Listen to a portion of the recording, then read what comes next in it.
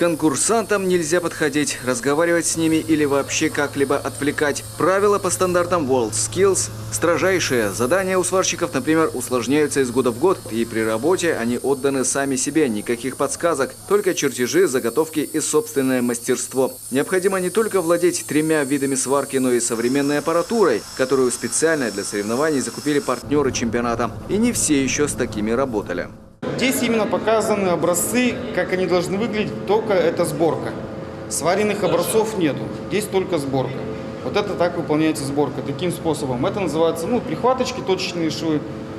И после того, как эксперт проверит, если все прихватки соответствуют размерам, соответствуют количеству, соответствуют месту, где они должны быть прихвачены, это все учитывается, малейшее отклонение. Если прихватки выполнены правильно, в соответствии с чертежом, то все, участник допускается к сварке.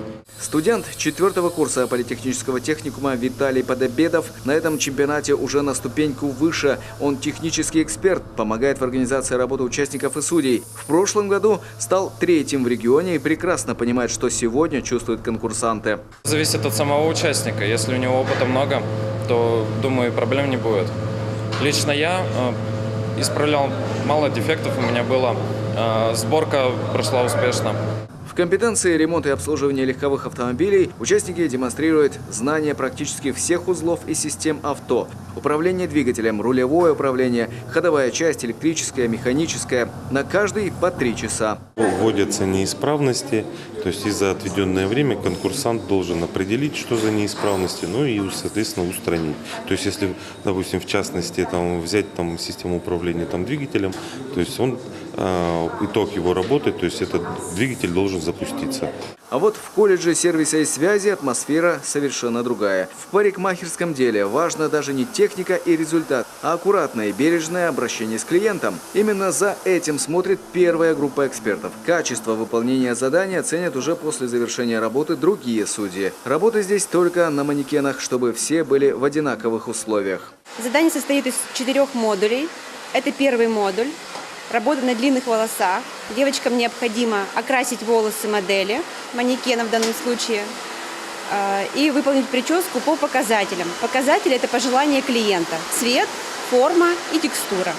Еще более чуткими приходится быть мастерам прикладной эстетики. Здесь выполняют услуги салона красоты. Сейчас участницы делают массаж лица. Атмосфера теплая, расслабляющая. Профессия на сегодня очень популярна.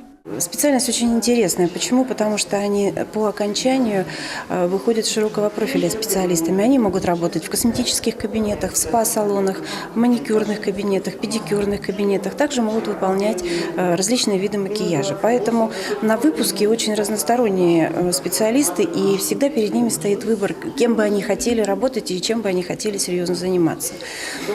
Специальность очень интересная. Я вам хочу сказать, что в этом году у нас конкурс был 6 человек на место. Привлекает участников не только соревновательный дух. Лучшим помогают открыть свое дело или трудоустроиться в успешных компаниях. Наши работодатели, наши партнеры могут воочию посмотреть, насколько сложные задания выполняют конкурсанты. И, конечно, те ребята, которые показывают достаточно высокие результаты, имеют больше шансов успешно трудоустроиться.